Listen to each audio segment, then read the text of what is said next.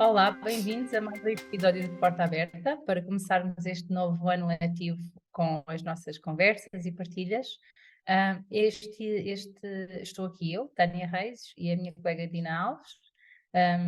Para quem já nos segue, sabe que costumamos ter assim umas conversas sobre temas da nossa área de maior intervenção e por vezes temos neste projeto colegas da nossa área ou de áreas pertinentes para a terapia da fala também, relacionadas com a nossa área, que vêm para fazer as suas partilhas dos seus projetos ou discussão de algum tema.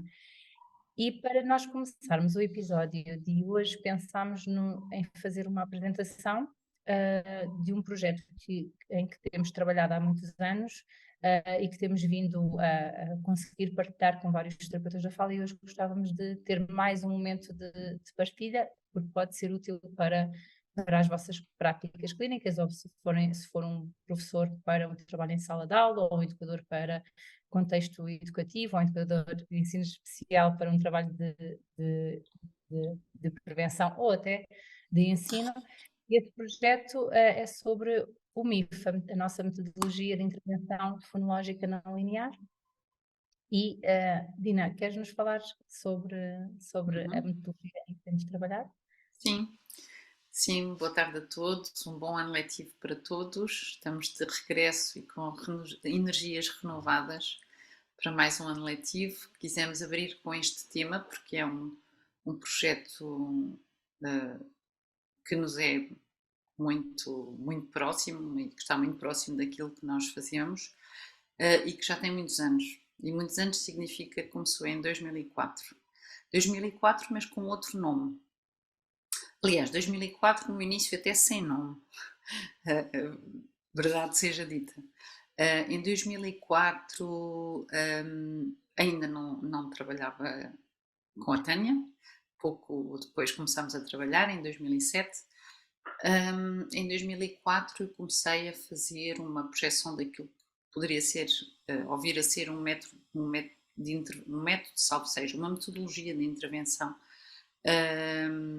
de natureza fonético-fonológica mesmo, embora com uma vertente muito mais fonológica do que fonética, mas uma pequena vertente fonética. Comecei por desenvolver alguns cartões, que já baseados em questões, em recursos como onomatopeias, portanto, coisas como o gato assanhado faz f, a cobra faz s, e portanto a ideia era essa. Foi sendo desenvolvido para todos os sons da fala, e até aí nós estamos a falar de uma intervenção que é mais e que é somente segmental, não vai além do segmento, daquilo que nós temos representado como sendo um fonema, não vai mais além disso, ou não ia, melhor dizendo. Dava também algumas pistas articulatórias do gesto, que era feito através de imagens, mas do gesto que era articulatório, que era feito em associação a estes fonemas, daí a componente articulatória. Em edições posteriores, já numa primeira edição publicada, aí introduziram-se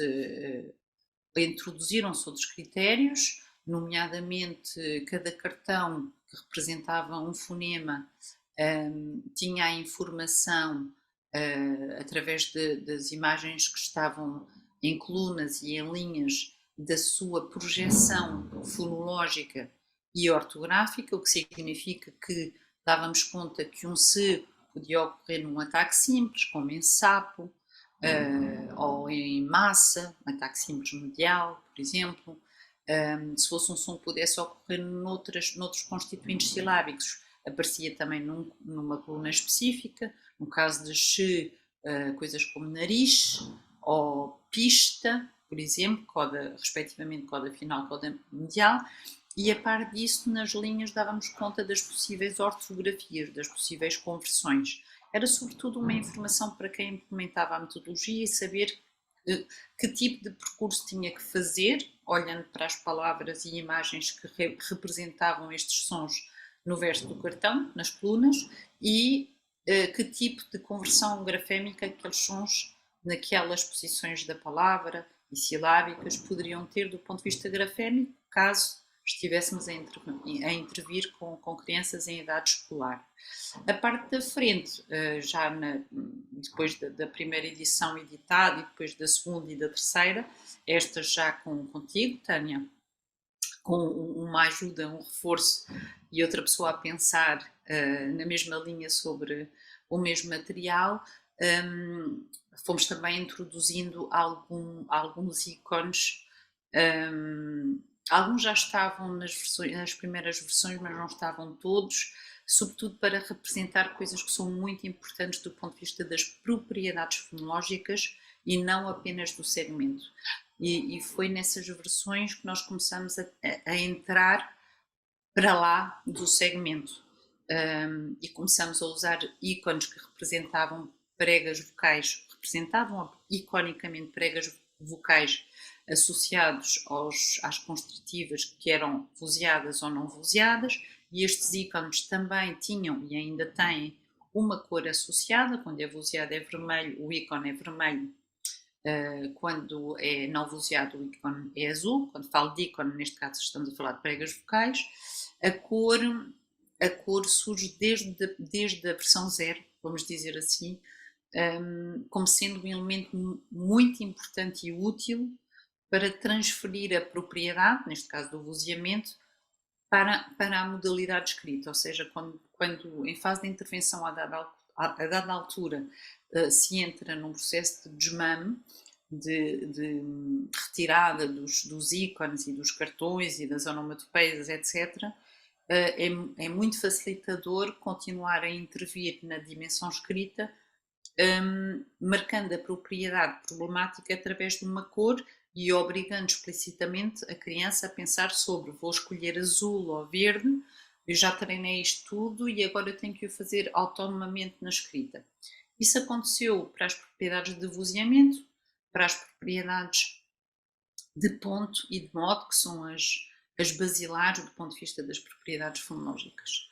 Em 2022, Só diz. interromper, o que me estava aqui a ocorrer, para quem está a ouvir e não conhece o material, e também para aproveitar assim alguns aspectos que tu apresentaste, no fundo, isto que acabas de dizer significa que a metodologia desde o início pretendia usar estratégias diferentes, portanto, oferecer estratégias de apresentação de aspectos, neste caso de unidades fonológicas, primeiro o segmento só, fonema e algumas propriedades fonéticas também representadas, e por isso daí o nome não linear fazer sentido, já começava a tentar representar também propriedades internas ao segmento, não é? E com mais fundamentação teórica, eu acho que isto é importante, não é? Esta metodologia foi concebida e tem sido alterada e vai ser alterada, se for caso disso, em função das descobertas que fazemos sobre o funcionamento fonológico e sobre as pistas fonológicas, juntando a isso também a nossa experiência clínica sobre o que é que são as alterações mais frequentes, o que é que são as estratégias mais frequentes para grande parte dos meninos, e isso leva-nos a combinar aqui, no fundo, uma experiência clínica, mas uma experiência e dados teóricos também. E neste caso, eu acho que o nome não linear vem exatamente porque tem-se sustentado nas teorias fonológicas mais atuais, não é? Que têm vindo a contribuir de várias formas, e aqui na nossa ferramenta também. E, portanto, e representa, portanto, resumindo, estratégias multissensoriais. Neste caso há gestos, há cartões, há cores, há ícones, há uma série de propostas de representação e são estratégias que nós sabemos que ajudam normalmente a criança não só a aceder, como a evocar, como a reorganizar a informação do ponto de vista, neste caso na altura ainda fonético, como fonológico, não é? Desculpa interromper, mas acho que fazia Não, sentido. fizeste bem. Sim, sim. E era aí que eu estava precisamente a introduzir a necessidade que tivemos a dada altura de mudar o nome. Portanto, em 2022 lançamos uma versão bastante revista e melhorada daquilo que até então se chamou os sons da Relicário. Basicamente um nome que do ponto de vista ontológico, ontoterminológico, não tinha a grande propósito e que estava só associado ao nome da empresa, a Aplicário de Sons, que estava por trás do projeto. Mas achámos que era um nome, sempre achámos, aliás, que era um nome, ou fomos achando que era um nome opaco e que lhe devíamos dar um nome que fizesse jus àquilo que ele faz. E pareceu-nos que a metodologia de intervenção fonológica, que é o que ele faz, não linear, era o mais adequado, porque efetivamente não só a metodologia fornece recursos para permitir uma intervenção que toque em todas as unidades, inclusive nas propriedades fonológicas, e, além disso, numa intervenção que defende a relação entre unidades. Portanto, um determinado segmento comporta-se de uma determinada maneira, que pode não ser a mesma quando está noutro constituinte silábico, ou noutra posição na palavra, ou numa posição acentuada ou não acentuada, ou numa palavra mais extensa ou menos extensa. Portanto, há efetivamente interferências destes fatores e, portanto, isto significa que existem relações entre propriedades e unidades e que a própria metodologia tenta transparecer isto, e uma das coisas que nós optamos por fazer nesta grande revisão, em que completamos algumas coisas que faltavam, foi retirar toda a intervenção de natureza fonética, porque achámos que tinha tão pouco peso que o melhor era tirar todo o peso, porque não era completo o que se fazia na componente fonética e, portanto, não era relevante nem fazia sentido mantermos uma pequena abordagem fonética. Vou interromper novamente, mas já agora aproveito também para isto. Acho que no próximo episódio, um dos nossos objetivos é discutir um pouquinho isto. O que é uma pista ou uma estratégia fonética? O que é que nós podemos ter uma pista fonética ou uma pista fonológica? Acho que aqui não daria tempo, mas estamos neste pequenino excerto que podemos aproveitar no próximo episódio. Até porque retiramos, mas não significa que não se use durante a intervenção. Mas o material não está pensado para fazer intervenção fonética. A fonética será uma mera estratégia ou um mediador fonológico, não tem outro papel nesta metodologia. Fizemos uma revisão gráfica, estilística, pronto, importante também. Atualizamos um bocadinho, fizemos um upgrade das onomatopeias, das imagens, etc. Portanto, total e completa. E também as cores funcionam tão bem que sentimos de necessidade de ter associadas cores absolutamente todas as propriedades e não apenas às de vozeamento e às de modo. Introduzimos as de ponto, porque isso também nos permite transferir coisas para uma dimensão mais abstrata como a escrita, mas pode não ser exclusivamente a escrita, pode ser outro tipo de atividade em que só a cor é introduzida para codificar uma propriedade. E também passamos a usar cores associadas aos ícones que representam os constituintes silábicos, porque eles também levantam grandes problemas. Fizemos uma coisa que no outro não tinha, deixa-me só concluir, foi introduzir a ideia de combinação de traços, que é aquela que define as classes naturais, ou seja, como vemos aqui, por exemplo, pode ser essa, temos aqui as róticas, que a Tânia estava a mostrar, que no fundo tem uma combinação daquilo que é a nuvem, que é o traço soante, daquilo que é o traço lateral, neste caso que é menos, e é representado por esta cor, e daquilo que caracteriza as róticas, que até poderá ser, e isso é discutível do ponto de vista teórico. Eu escolhi logo o exemplo. Foi mais complexo que implica uma discussão até teórica muito interessante. Mas então põe outro. Vamos dizer, então, nós temos aqui uma nuvem que é aquela, e nuvem Bordeaux, que é aquela que representa, a cor Bordeaux neste caso representou os segmentos mais soantes, e temos uma explosão que representa os segmentos menos contínuos, e neste caso os menos contínuos mais soantes são sempre as nasais, que são sempre representadas pelo verde. Portanto, no fundo há aqui a combinação do traço mais suante, menos contínuo, que é o mesmo que dizer nasais. No fundo é isso. Portanto, não só trabalhar traços, como também trabalhar combinação de traços para chegar a classes. Isto pode parecer assim muito complexo, mas este trabalho complexo é feito pelo terapeuta. Esta seleção de cores e de ícones é feita pelo terapeuta. O terapeuta pode escolher 2 ícones, 4 ícones, não muito mais, seja destes de combinação ou de ponto ou de vozeamento, etc., para trabalhar e intervir com uma determinada criança porque tem aquela dificuldade específica, e a criança vai encarreirar e costuma encarreirar muito bem naqueles 2 ou 4, em alguns casos 6, mas mais do que 6 nós nunca, e 6 ainda assim para classes que contenham 6 segmentos, mas mesmo que tenhamos que introduzir 6, nós utilizamos esta abordagem, e ela já data de 2004, portanto daqui a pouco tem 20 anos, e isto nunca levantou problemas. Aliás, pelo contrário, tivemos necessidade de transferir isto para outras propriedades, de alargar ainda mais para fornecer os recursos. Não significa que os usemos de todo, o conjunto todo com todas as crianças, como é óbvio. Agora Sim, tens de dizer tu coisas. não, queria só, bom, tu estás a apresentar tudo e só porque falaste sobre a questão da interação entre as unidades, não é? E daí, novamente, isto vem e sustenta um dos aspectos não lineares da metodologia. E uma das coisas também que fica mais claro nesta escolha é que nem sempre nós trabalhamos, mesmo ao nível da fala, ou da escrita, ou o que quer que seja, ou da percepção, o que for, só ao nível segmental. Às vezes temos que trabalhar para dentro do segmento e outras vezes para fora, mesmo que não seja interação, ou seja, pode ser que seja um objetivo para aquela criança trabalhar apenas ao nível dos constituintes silábicos, ou da sílaba, ou da palavra.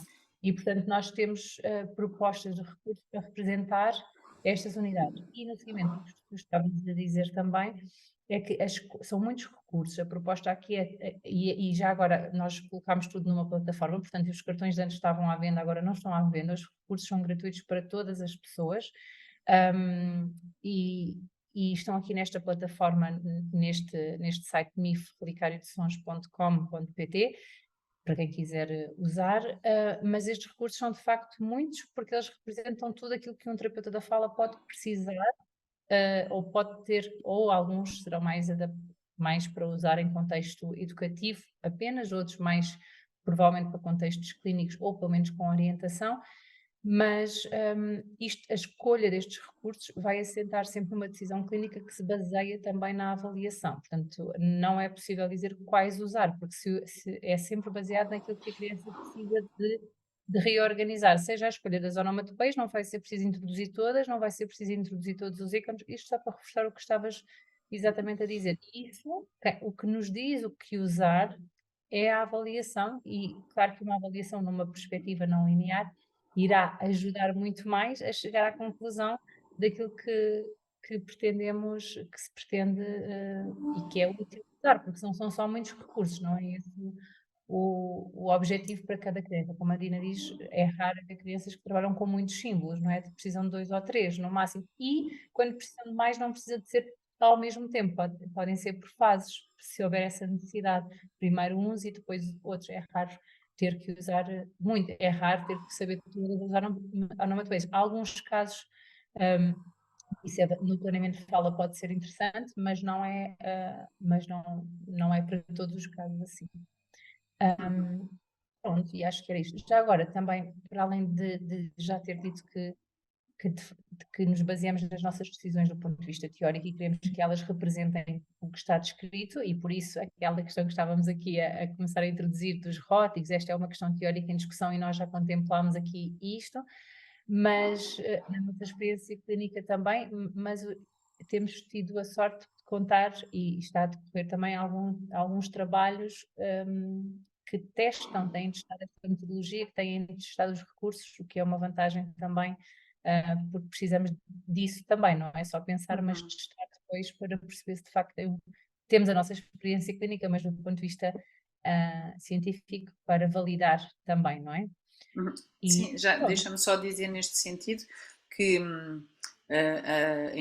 seja enquanto sons da Relicário ou MIF, os sons da Relicário já estiveram na base das opções das atividades introduzidas em 2007 no âmbito do PNEP, do Plano Nacional do Ensino Português, na brochura da Consciência Fonológica. Portanto, a ideia das onomatopeias e das propriedades foi introduzida nessa altura, com inspiração na altura dos sons da Relicário. Eu fui coautora dessa brochura.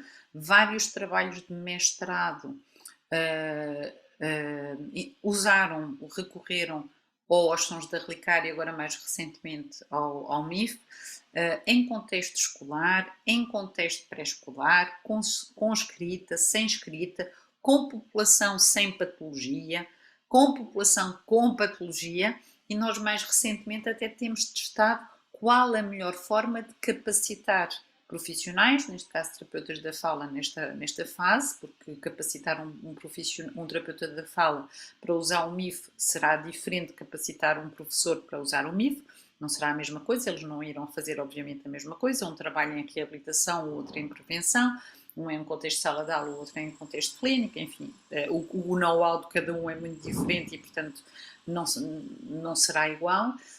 E ultimamente temos até testado diferentes formas de capacitar profissionais, terapeutas da fala, e temos tido resultados interessantes, embora muito próximos daquilo que nós esperávamos que acontecesse, que é quanto mais informação fornecermos em diferentes formatos, formação, supervisão, com manuais escritos, com tutoriais, etc., mais as pessoas que não sabem muito sobre a matéria são capacitadas. As que já sabem ganham, mas não ganham tanto. Ganham, como todas. As que sabem pouco precisam de muito. Portanto, é isso.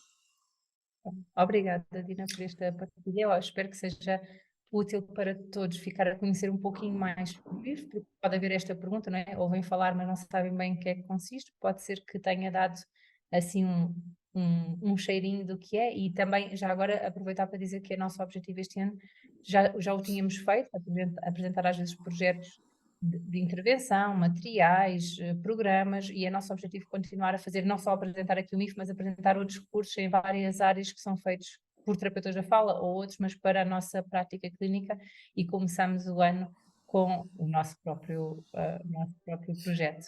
Obrigada, Dina. Obrigada. Adeus. Até para a semana.